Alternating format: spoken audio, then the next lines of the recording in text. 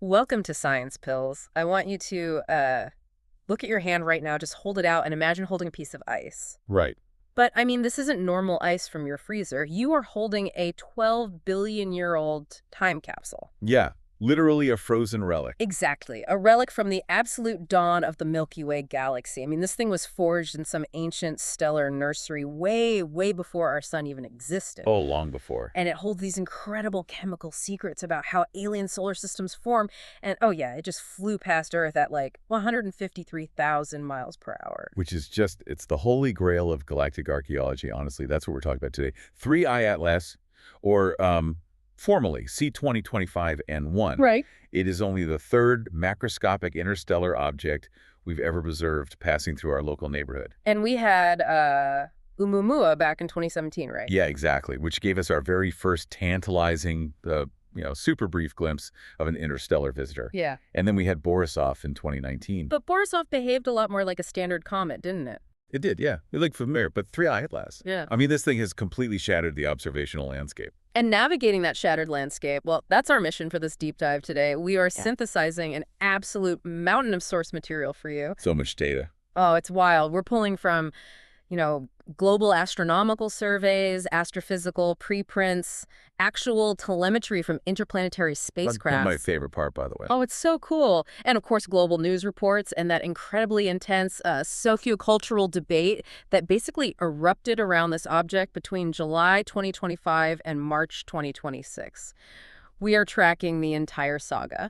And we can only track it because the sheer volume of data we managed to collect on 3I Atlas is, frankly, unprecedented. Right. Mostly because our early warning systems have just become so incredibly sophisticated lately. Yeah. I mean, the collaborative effort across all these different observatories gave us this continuous multi-spectrum view of an event that, well, statistically speaking, we are just insanely lucky to have witnessed at all. So let's start right at that initial detection, right? Moving from this abstract wonder of, a 12 billion-year-old ice cube to the very frantic reality of July 1st, 2025. The day everything changed. Literally. This all begins high up in the Andes Mountains, down in Rio Hurtado, Chile. Beautiful spot. Right. But we are talking about an environment where the air is punishingly thin, but, the skies there offer some of the most pristine optical transparency anywhere on the planet. And this is the home of the southern node of the ATLAS network. Right, ATLAS. Yeah. The Asteroid Terrestrial Impact Last Alert System. Quite a mouthful. It is, yeah. It's funded by NASA, operated by the University of Hawaii. And ATLAS is essentially, it's a robotic planetary defense shield. A literal shield. Basically, yeah. It's a network of these wide-field telescopes, and they're just scanning the entire accessible night sky multiple times every single night. Just constantly sweep. Exactly. The primary directive is super simple. Find anything moving against the static background of stars. It's designed to give us, a few days or weeks of warning if a near-Earth object is on an actual collision course with us. It's the ultimate cosmic tripwire. So on the morning of July 1st, the automated software triggered. It flagged this very faint speck of light moving across the border of the constellations, Serpens Cauda and Sagittarius. Which is right near the dense star fields of the galactic plane, actually. And that makes spotting a faint moving object incredibly difficult. Right, it's a nightmare. It's like finding a firefly against a backdrop of Las Vegas.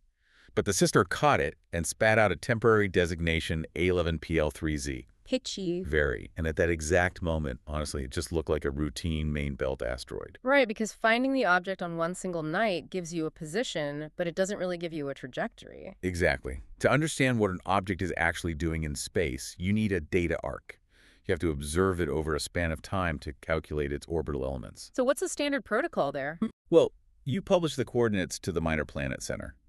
That essentially alerts the global astronomical community to go out and follow up. And the response from the community was immediate. But what I find fascinating is they didn't just point telescopes forward in time to watch it. They started digging backward. The archival data. Right.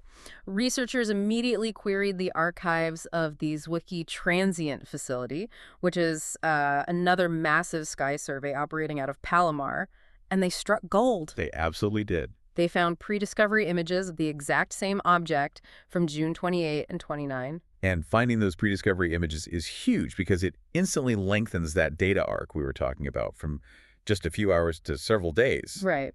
But the real breakthrough That actually came from space-based observations. Astronomers managed to pull data from the TESS satellite, the Transiting Exoplanet Survey satellite. Which wasn't even looking for comets, right? Not at all.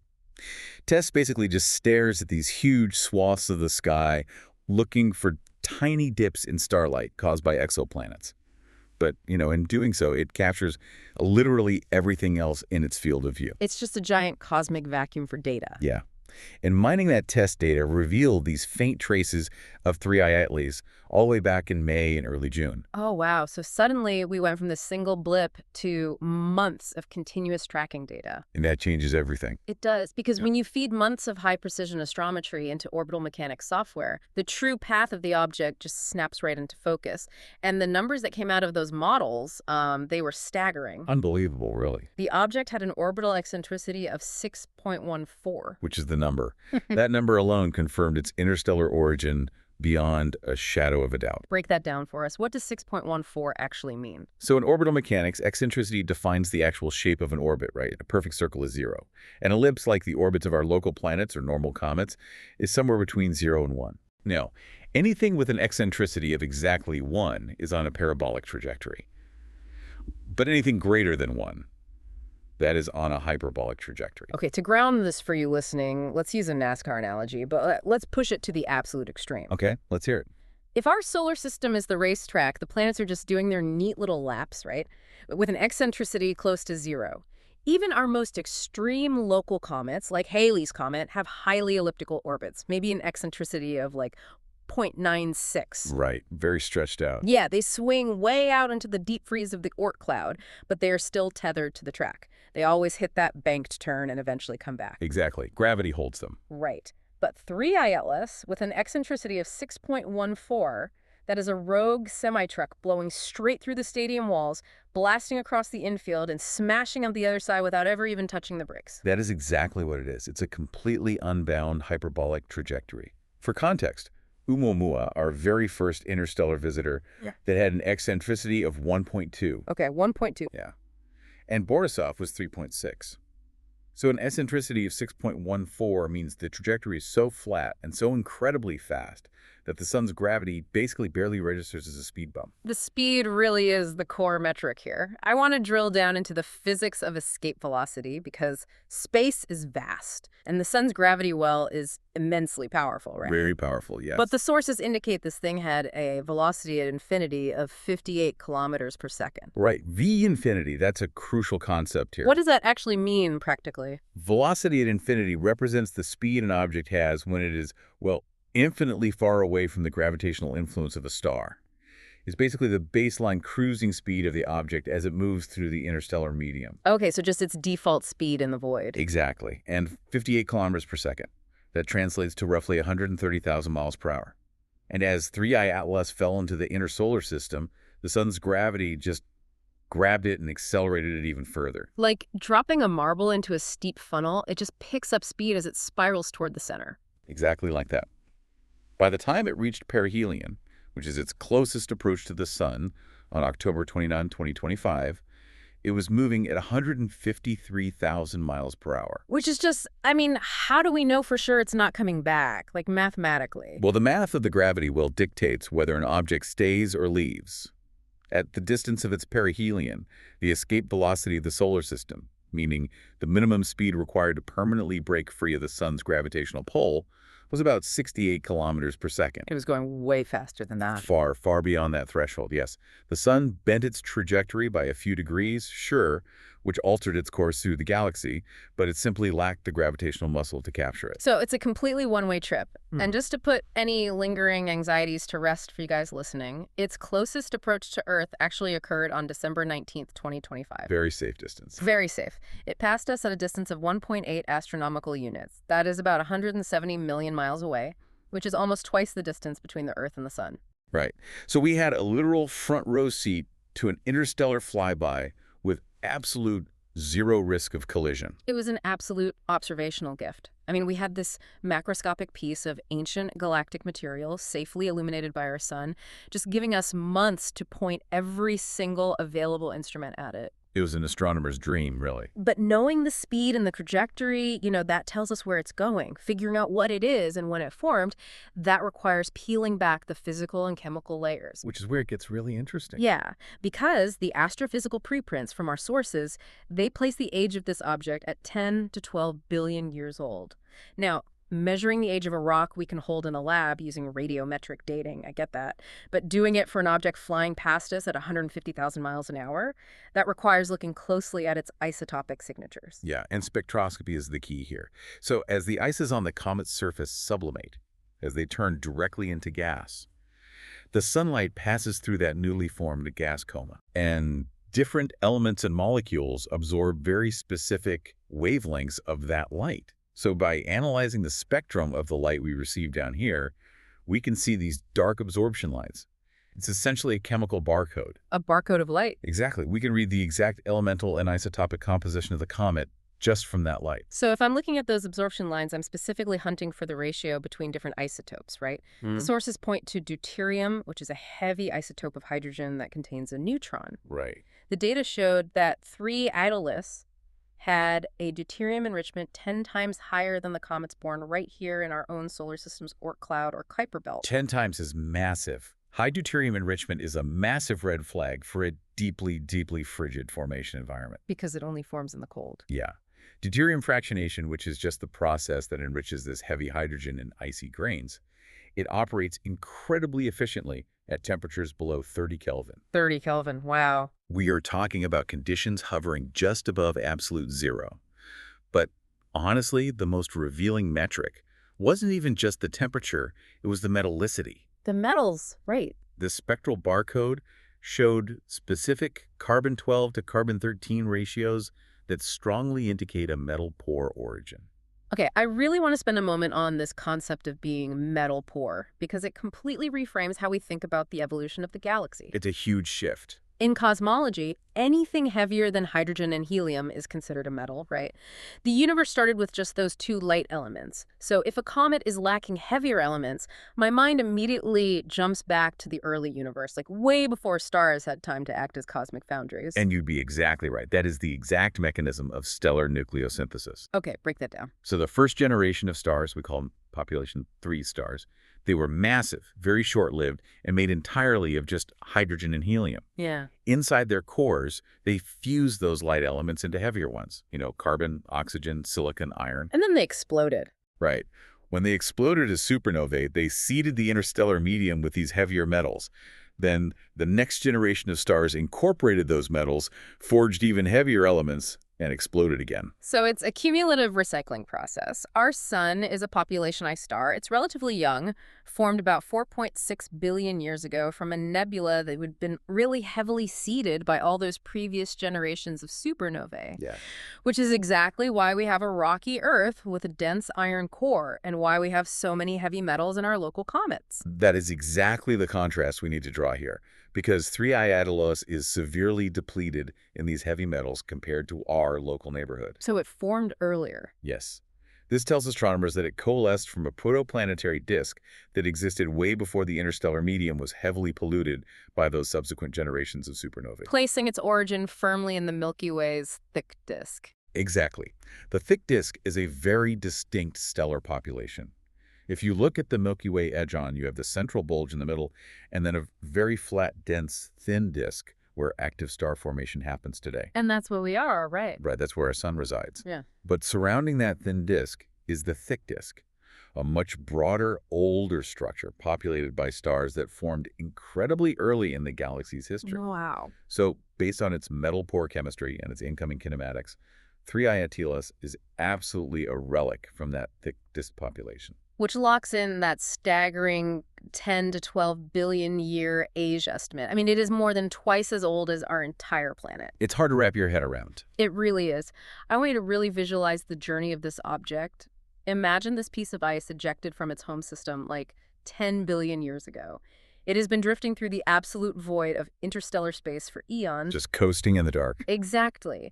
And during that time, it's not just sitting in a perfect vacuum, it is being subjected to relentless space weathering. Oh, space weathering is a slow, brutal process. For billions of years, this comet was just bombarded by galactic cosmic Those rays. are like high-energy protons, right? Yeah, high-energy protons and atomic nuclei moving at near light speed.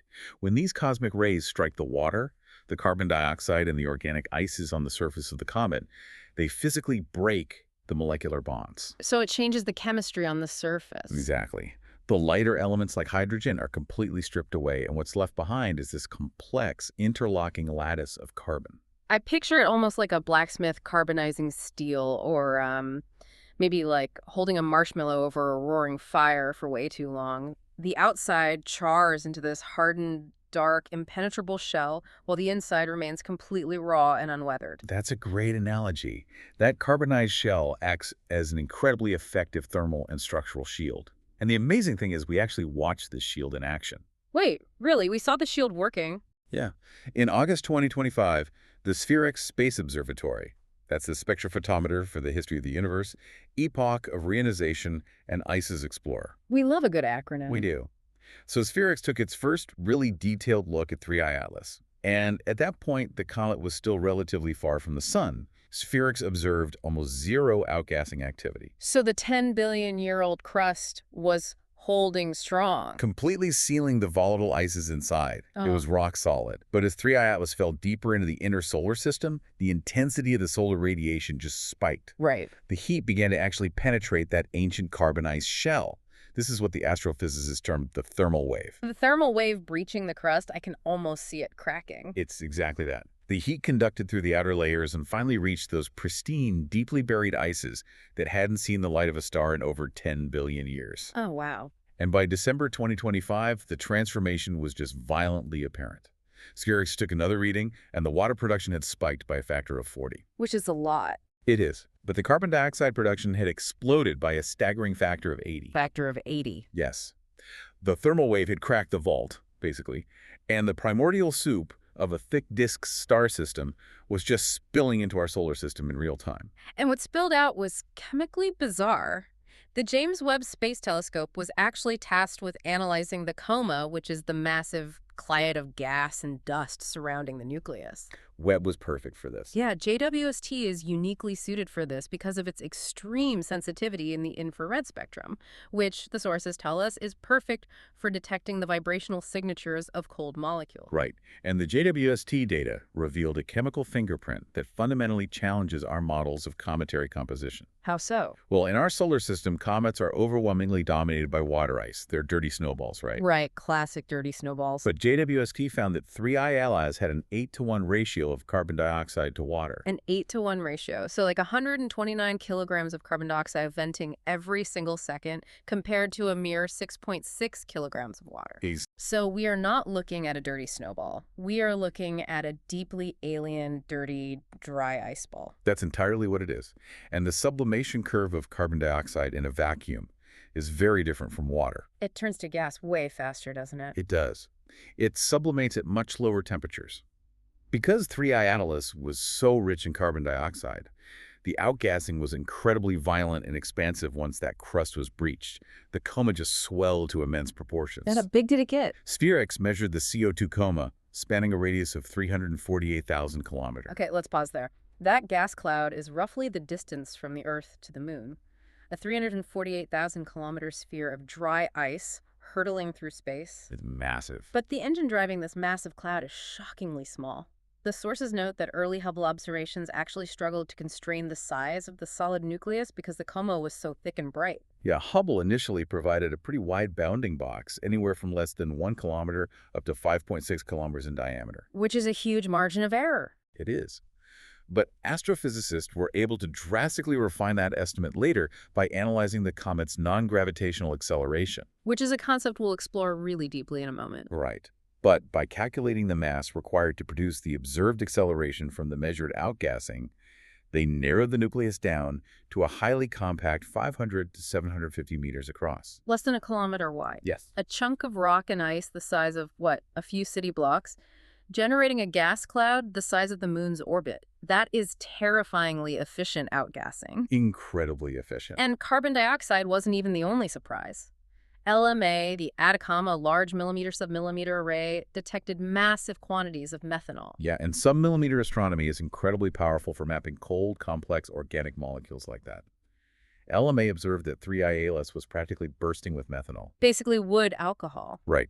But the critical discovery wasn't just the sheer abundance of the alcohol, it was the spatial distribution. Oh, because the sources specify that the methanol wasn't just venting from the central 500-meter nucleus, it was outgassing from the icy grains suspended within the comet itself. Yeah, the dust surrounding the comet was acting as a distributed source. How does that work? So, as the intense outgassing ripped icy dust grains off the nucleus and pushed them out into the expanding coma, those individual grains were sublimating on their own. Oh, wow. You basically had thousands of tiny independent mini-comets vaporizing within the larger cloud, all releasing their trapped methanol. That's an incredible visual. Thousands of mini comets.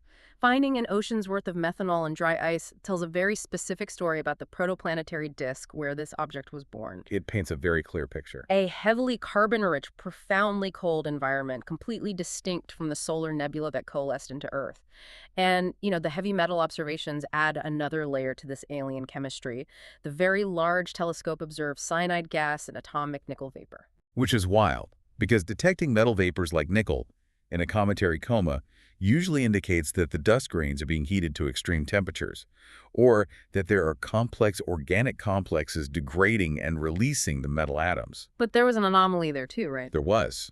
The initial anomaly with 3I Attivus was the detection of nickel without a corresponding detection of iron. Why is that weird? Because in our solar system's comets, nickel and iron almost always appear in tandem. You rarely see one without the other. The lack of iron was a temporary mystery, though, because the sources show that as the comet continued past perihelion and the thermal wave penetrated even deeper into different layers of the nucleus, iron was eventually detected. Right, and the thermal wave just had to dig deeper. Exactly. And the nickel-to-iron ratio eventually normalized to expected astrophysical models. They also picked up methane, formaldehyde, and ethane later on. So if you put it all together, we have a highly compact, incredibly ancient, metal-poor, carbon dioxide-dominated nucleus venting massive amounts of methanol from a distributed dust coma.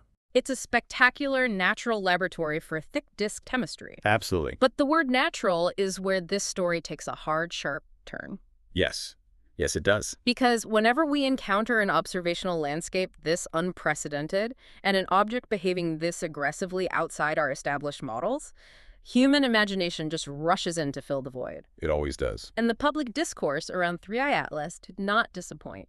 The anomalies in the data triggered a fierce, highly publicized debate over the object's true nature. Right. We are transitioning here into the most volatile aspect of the 3I Atlas saga. The formal scientific speculation regarding whether this object might in fact be an extraterrestrial spacecraft. Now, before we dive into the specific arguments, I want to issue a very clear framework for you, the listener. As we unpack this debate, we are maintaining strict neutrality. We are not endorsing the alien spacecraft theory, nor are we dismissing the rigorous, peer-reviewed consensus of the mainstream astronomical community. Our goal is strictly to impartially present the data, the anomalies, and the counterarguments exactly as they appear in the source material we have. And that neutrality is vital because the academic and sociocultural friction this generated was just immense. I can imagine. So, who kicked this off? The catalyst for this debate was Dr. Avi Loeb. He's a highly prominent astrophysicist at Harvard working with the Initiative for Interstellar Studies. In July 2025, they published a really comprehensive paper proposing that 3I exhibited traits consistent with artificial origin. And he actually rated it, right? He did. Loeb classified it as a 4 out of 10 on his own Loeb classification scale of interstellar objects. On that scale, just for context, a 0 is an unambiguous natural rock and a 10 is undeniably hostile or active alien technology. So a 4 is significant. And Loeb didn't just arrive at this number arbitrarily. The paper detailed 22 specific anomalies, geometric, and physical traits that he argued strongly defied standard cometary models. Yeah, he had a very specific list. Let's break down the most compelling of these 22 anomalies, starting with its trajectory. Okay, so Loeb pointed out that 3I Atlas approached our system on a retrograde orbit that aligned to within 5 degrees of the solar system's ecliptic plane. Which the sheer statistical improbability of that is jarring because the Milky Way's galactic plane is tilted at roughly a 60-degree angle relative to our solar system. Right. For an object to drift randomly through interstellar space for 10 billion years, enter our gravity well, and just happen to align almost perfectly with the flat disk where all our planets reside. Loeb actually calculated the probability of that spatial alignment occurring by pure chance. He put it at roughly 0.2%. 0.2%, wow. Yeah. He posited that this near-perfect orbital insertion could imply an intentional engineered trajectory, like something designed to maximize observational passes of the inner planets. A highly improbable alignment. But the morphological anomalies, the actual physical shape of the outgassing, were even stranger, according to the paper. Pre-perihelion observations from Hubble revealed a highly collimated, sunward-facing dust plume. This was a big one. Typically, a comet's tail is driven by solar wind and radiation pressure, meaning the dust and ionized gas are pushed directly away from the sun. Like blowing hair back in the wind. Exactly. But 3I Atlas featured a jet pointing directly toward the sun. And furthermore, this plume was incredibly structured. It was 10 times longer than it was wide. It was a focused, collimated beam. And Loeb hypothesized that if this were an artificial probe diving deep into a star's gravity well, it would need some kind of defense mechanism against the brutal solar radiation and charged particles. Right. He suggested this sunward-facing collimated dust plume might be a deployed physical shield, an engineered ablative layer protecting the core craft. Which is a fascinating idea, and that leads directly into the third and perhaps most heavily debated anomaly from his paper, the non-gravitational acceleration, or NGA. We mentioned this earlier. We did. As we discussed, NGA occurs when an object deviates from the ballistic path dictated solely by gravity. Right. Loeb observed that the NGA of 3I Atlas wasn't merely pushing the object along its orbital path or directly away from the sun. It had a substantial, measurable sideways component, a lateral thrust. Like it was steering. That was the implication. He questioned whether the natural sublimation of ice could reliably produce such a specific, sustained lateral vector.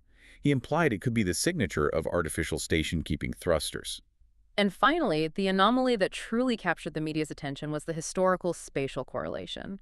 Loeb cross-referenced the precise incoming trajectory of 3I Atlas with historical astronomical anomalies and found a match with the famous WOW signal. Oh, the WOW. Signal, detected in 1977 by the Big Ear radio telescope, remains one of the most compelling unsolved mysteries in radio astronomy. It was this 72-second, highly intense, narrow-band radio burst that many consider the best candidate for an intercepted alien transmission. And Loeb's paper demonstrated that 3I Atlas arrived from a patch of sky that closely matched the origin coordinates of the WOW signal, aligning to within 9 degrees. Which he calculated the probability of this spatial coincidence at 0.6%. Right. When you stack a 0.2% probability of orbital alignment, a 0.6% probability of the WOW signal connection, a highly structured sunward shield, and a lateral non-gravitational thrust, I mean, you have a profoundly compelling narrative. You really do. It captures the imagination. But a compelling narrative requires rigorous scrutiny. And the overwhelming majority of the mainstream astronomical community, spearheaded by researchers like Chris Lintott, David Jewett, and Marshall Eubanks, they mounted a massive data-driven rebuttal. A very methodical rebuttal. The consensus response focused heavily on the physical mechanics of the object, specifically addressing the non-gravitational acceleration. What was their main argument against the probabilities? Well, they argued that while these statistical alignments are certainly improbable, a sample size of exactly one interstellar comet doesn't really allow for broad statistical conclusions. Because rare things happen all the time. Exactly. Improbable things occur continuously in a vast universe. The physics of the acceleration, however, can be definitively tested. And to test that lateral thrust, the consensus scientists didn't just rely on Earth-based telescopes. This is the part I love. They executed a masterclass in astrometric triangulation using interplanetary spacecraft. It was brilliant. To measure acceleration with extreme precision, you want to view the object from multiple, widely separated vantage points simultaneously. Right, to get different angles. Yeah, this reduces the margin of error through parallax. Yes. So astronomers pulled telemetry and optical tracking data from the ESA's Mars Trace Gas Orbiter, NASA's Psyche mission, and China's Tianwen-1 orbiter at Mars. By combining the sightlines from Earth, from Mars, and from the Psyche probe deep out in the asteroid belt, they locked down the precise vector and magnitude of the NGA. They absolutely nailed it down. What were the numbers? The triangulation confirmed the NGA was roughly 5 times 10 to the -7th meters per second squared. Okay. But the critical finding of the consensus papers was that this exact magnitude of acceleration, including the lateral sideways component, is entirely consistent with standard natural cometary outgassing. The mechanics of the rocket effect. We need to thoroughly explain how sublimating ice creates thrust. It relies on fundamental Newtonian physics. So as the solar thermal wave heats the nucleus, the exposed patches of dry ice sublimate directly into gas. Right? This gas rapidly expands and vents outward into the vacuum of space.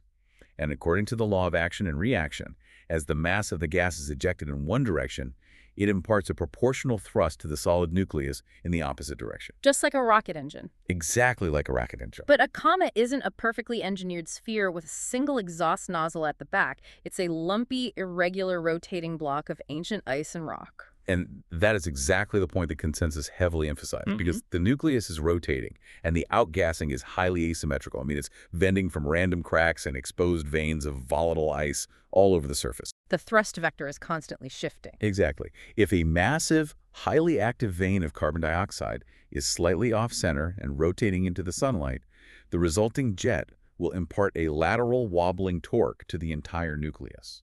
So it pushes it sideways. Naturally, yes. The mainstream consensus concluded that the sideways NGA, the highly collimated sunward plumes, which, by the way, they showed can be explained by complex fluid dynamics as gas vents through narrow, deep fissures in the crust, are all perfectly natural phenomena. So they argued that invoking alien technology is fundamentally unnecessary when the rigorous physics of fluid dynamics and asymmetrical sublimation explain the empirical data completely. Right. The scientific method operated exactly as designed here. A radical hypothesis was proposed based on real anomalies, and then a rigorous multi-instrument data analysis was conducted to test that hypothesis, resulting in a firm natural consensus. But while the scientific community reached a consensus, the sociocultural landscape completely fractured. I mean, the academic debate bled onto the internet, and the algorithmic nature of social media just poured gasoline on the fire. It was chaos. The nuance of NGA triangulation and fluid dynamics is, well, it's difficult to convey in a short post. Yeah, try explaining 5 times 10 to the -7th meters per second squared in a tweet. Exactly. But the headline, Harvard scientist proposes interstellar probe, that's perfectly engineered for virality. The misinformation ecosystem just seized on the low paper and amplified it exponentially. We saw an absolute flood of fabricated content. Viral deepfake videos circulated showing prominent scientists who, ironically, were actually part of the consensus rebuttal, seemingly endorsing the alien theory. Yeah, that was incredibly frustrating to watch. And AI-generated images flooded platforms showing 3I Atlas not as a lumpy, dry ice comet, but as a metallic, geometrically perfect, Borg-like cylinder venting glowing plasma. It was a masterclass in digital distortion. The public frenzy reached a threshold where major scientific and governmental institutions were actually forced to intervene directly. They had to step in. NASA's Planetary Defense Coordination Office, the European Space Agency, and prominent university planetarians worldwide had to issue coordinated, definitive public statements. Just to calm everyone down. Yeah.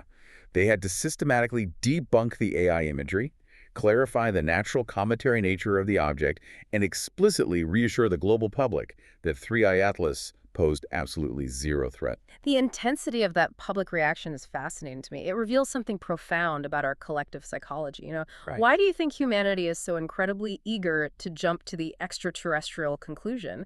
Every time there's an unexplained radar blip, a strange dimming star, or an anomalous comet, a massive segment of the population instantly hopes it's a spaceship. It's a really deep question. I think it speaks to a profound, innate desire to mitigate our cosmic isolation. Right. We exist on this pale blue dot in an unfathomably vast, seemingly empty void. We are constantly searching the dark for reflections of ourselves. The prospect of encountering extraterrestrial intelligence offers a sense of cosmic companionship. It makes the dark a little less lonely. Exactly. And it also offers a subtle form of existential hope, right? If another civilization has survived long enough to master interstellar engineering, Perhaps humanity can also survive its own turbulent technological adolescence. We want to know the universe is populated. We want to know we aren't the only ones looking up. And while that hope makes us vulnerable to algorithmic misinformation, the core instinct to question anomalies is the absolute foundation of scientific progress. It is. Questioning the standard model is how paradigms shift. Science requires that constant tension between radical hypothesis and rigorous verification. But the data must always have the final word. And in the saga of 3I Teles, the overwhelming consensus of the data points to a spectacular, naturally occurring ancient relic. So let's pull back and recap this incredible journey. We started with an automated telescope in the high Andes, flagging a faint, seemingly routine speck of light. And from there, we uncovered its staggering 58 kilometer per second velocity, confirming its interstellar origin. We watched the sun's thermal wave shatter a 12-billion-year-old carbonized crust. We mapped an unprecedented chemical vault dominated by dry ice and methanol, tracing its birth back to the metal-poor, thick disk of the early Milky Way. And we witnessed how the complex physics of an outgassing, tumbling block of ancient ice could mimic the signature of a spacecraft, sparking a global debate about humanity's place in the cosmos. It really had everything. Why does this deep dive matter to you? Because 3I Teles fundamentally proves that the universe is not a static collection of isolated islands. The cosmos is a dynamic, highly active environment constantly exchanging material. Our solar system is just one bustling truck stop on a massive galactic highway. And the exciting part is we are finally developing the infrastructure to really monitor that highway. The detection of 3 interstellar objects in less than a decade implies there is a vast population of these wanderers out there. It's just waiting to be found. Yeah. To that end, the European Space Agency is actively developing the Comet Interceptor mission, which is slated for launch in 2029. And this is a spacecraft designed with an entirely new operational paradigm, right? Because you can't launch a probe after an object moving 150,000 miles an hour is discovered. You'll never catch it. Precisely the problem the Comet Interceptor solves. It will be launched and parked at a stable Lagrange point in deep space, essentially just lying in wait. Like an ambush. Exactly. When the next pristine Oort cloud comet, or the next interstellar visitor like 3I Elis, is detected approaching the inner solar system, the interceptor will already be in position. It just intercepts it. It will fire its thrusters to ambush the object as it passes, providing us with our first ever close-up physical analysis of an interstellar nucleus. The era of passive observation is ending. The era of interception has begun. That is going to be an incredible moment for science. As we wrap up this deep dive, we want to leave you with a final provocative thought. Something to mull over as you look up at the night sky. Yet consider the implications of the galactic highway we've been discussing. We know that the interstellar medium acts as a vast reservoir for planetary debris. Right. We now know definitively that ancient 12-billion-year-old objects like 3I Elis objects, heavily loaded with carbon, water, and complex organics like methanol, are routinely plunging through star systems. And have been for billions of years. Right. So if our solar system has been sweeping through this active galactic environment for 4.5 billion years, how much of the original water in our oceans, how much of the carbon in our soil or the complex organic building blocks in our very own DNA might have been seeded by ancient interstellar wanderers crashing into the early Earth? It really changes how you see things. We consider ourselves native children of the sun, but we may actually be assembled from the scattered pieces of billions of ancient, long-dead stars. We expect science to provide a clean, perfectly illuminated picture of the universe. But 3I Atlas proved that when we peer into the deep cosmos, the picture is complex, chaotic, and beautifully murky. We are exploring diagnostic muddy waters. Very muddy. And the mysteries hidden in that mud are infinitely more thrilling than a simple answer could ever be. Thank you for joining us on this deep dive into the source material. Stay curious, keep looking up, and we'll see you next time.